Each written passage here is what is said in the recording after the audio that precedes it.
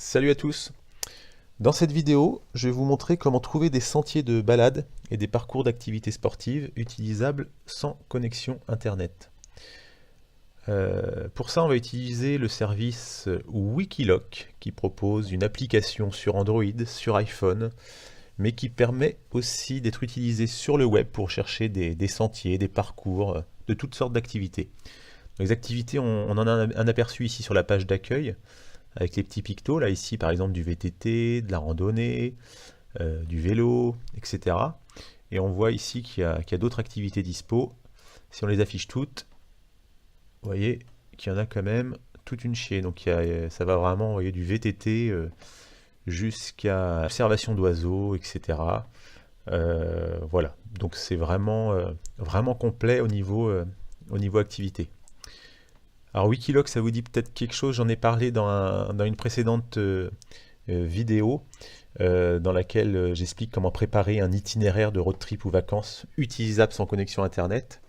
Et j'avais parlé du calque Google Earth Wikiloc qui permet d'afficher justement les différents itinéraires Wikiloc dans Google Earth. Le seul inconvénient, c'est qu'on ne peut pas filtrer les itinéraires dans Google Earth. Donc on ne peut pas filtrer par difficulté, par distance, par activité, etc. Donc c'est là tout l'intérêt de passer par le site web Wikiloc pour pouvoir utiliser les filtres, chercher vraiment l'itinéraire adapté et ensuite le télécharger pour pouvoir le transférer sur son smartphone et l'utiliser sans connexion Internet. Voilà, donc c'est parti. Pour commencer, il faut créer un compte. Sans compte, on ne pourra pas télécharger les fichiers d'itinéraire. Donc on crée un compte en cliquant sur le bouton du même nom ici, créer un compte. Voilà, vous renseignez votre adresse et votre adresse mail, un nom. Si vous mettez un nom qui existe déjà, il vous l'indiquera. Donc il faut trouver un nom unique. Voilà. Vous mettez un mot de passe, compliqué de préférence. Vous validez la petite case « Je ne suis pas un robot ». Il va y avoir un questionnaire super dur à remplir. Trouvez les images montrant un bus, là, pour moi. Alors ça ressemble à un bus, ça aussi, un bus bleu, etc. Enfin, vous validez, et puis si c'est bon, vous recevrez un petit mail en cliquant sur le bouton « Créer » qui vous permettra de confirmer votre compte Wikiloc. Donc vous cliquez sur le lien, et normalement, vous aurez une confirmation que votre compte a bien été créé. Voilà, une fois que votre compte est créé, donc vous êtes normalement directement connecté, on le voit ici avec la tête de petit bonhomme là, que mon compte LGDC, j'y suis connecté. Si vous n'êtes pas connecté à votre compte ou que vous revenez à un autre moment sur le site, il suffit de cliquer sur se connecter, de taper l'adresse électronique ou peut-être le nom d'utilisateur, on va voir si ça marche. Voilà, adresse électronique ou nom d'utilisateur, ça fonctionne, le mot de passe, et c'est bon. Donc là, je suis connecté à mon compte que je viens de créer. Ensuite, ce qu'on va faire, c'est qu'on va explorer la carte pour trouver des itinéraires. Donc on clique sur carte du monde ici. Ça revient au même que de cliquer sur le bouton disponible ici sur la page d'accueil, carte du monde. Voilà. Et on va commencer par choisir des filtres, en fait, des critères. Donc on clique sur le bouton filtre. Voilà. On va commencer par choisir le type d'activité qu'on souhaite afficher. Donc pour l'exemple, on va choisir randonnée et puis marcher. Voilà. Ensuite, on peut choisir une longueur maximum ou minimum. Donc là, par exemple, je vais mettre 10 km maximum. Si par exemple c'est pour une petite balade en famille, c'est déjà pas mal. Hop. Voilà, le dénivelé cumulé, ça peut peut-être être intéressant, surtout quand on cherche des itinéraires en montagne, mais voilà, suivant l'endroit, il n'y a pas forcément besoin de jouer sur ce critère-là. La difficulté technique, moi je mets souvent facile ou modéré, parce que bon, il y a des fois des des randonnées qui sont classifiées en facile que je trouve assez complexes, et puis vice-versa, des randonnées modérées qui me paraissent plus simples que d'autres qui étaient faciles. Bon bref, vous avez compris le principe. Faut pas se limiter vraiment à une seule difficulté, parce que des fois c'est mal renseigné, quoi.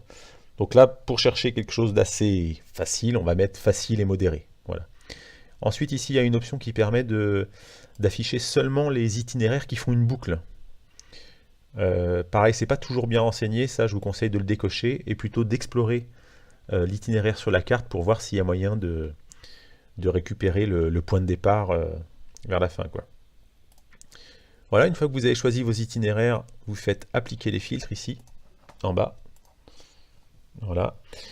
Et donc, on voit ici qu'on a pour l'instant 1 201 749 itinéraires qui correspondent à ces critères. Donc, il y en a pas mal. Le but maintenant, c'est d'explorer la carte et puis d'afficher une zone qui nous intéresse. Voilà, je vais déjà zoomer sur la France. Alors, on peut zoomer avec la molette de la souris, si vous en avez une. Sinon, les boutons ici, plus et moins. Donc c'est l'interface de Google Maps qui est utilisée. Voilà. Et si on veut déplacer la carte, un clic gauche, on reste cliqué, et on déplace la souris tout en maintenant le clic appuyé. Voilà, donc là je cherche la zone entre Rennes et Nantes à peu près, enfin au sud de Rennes. Voilà.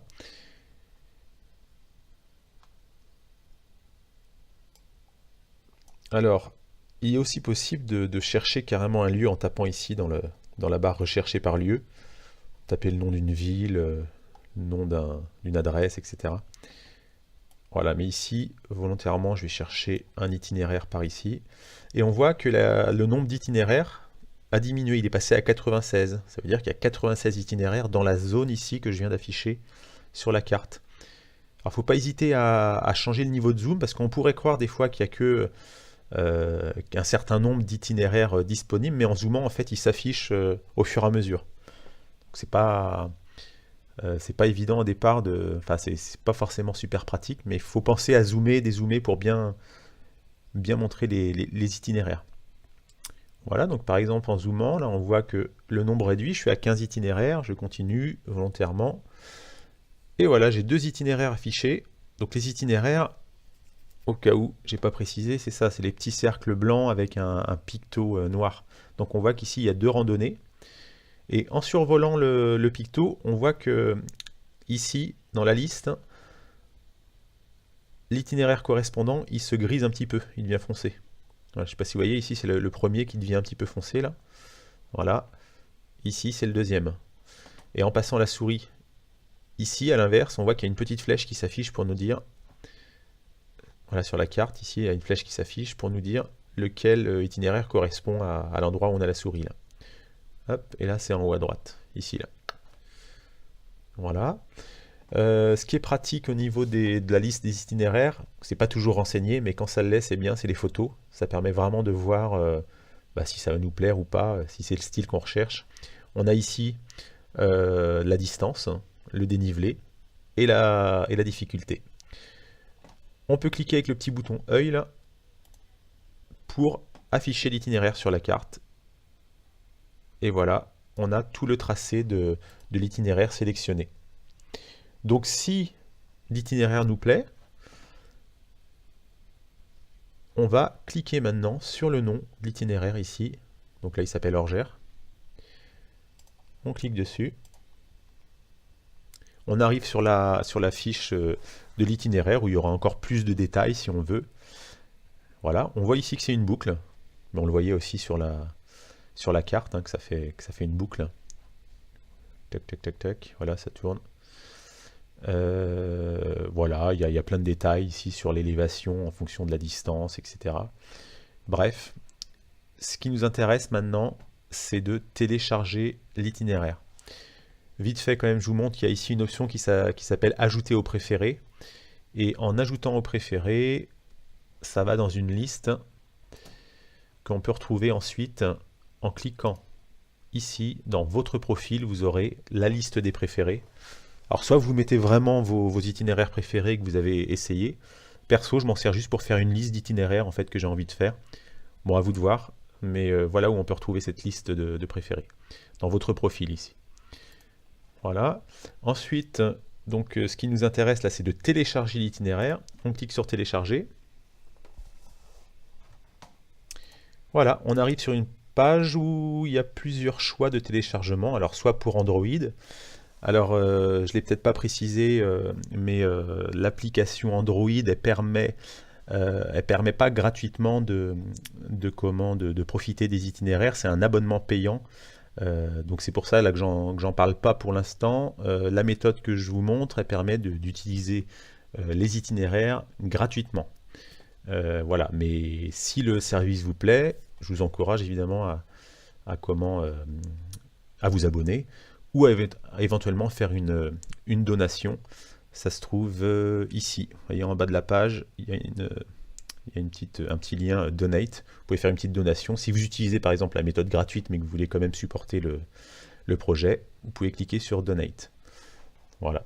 Sinon, l'application Android, elle permet des options en plus. Elle permet de créer vos propres itinéraires, vos propres points d'intérêt, d'ajouter les photos à vos itinéraires, créer des routes, etc. Voilà. Ce que ne permet pas la méthode que je vais vous montrer, qui permet juste là, de télécharger un itinéraire et puis de l'avoir sur votre smartphone pour aller profiter de l'itinéraire.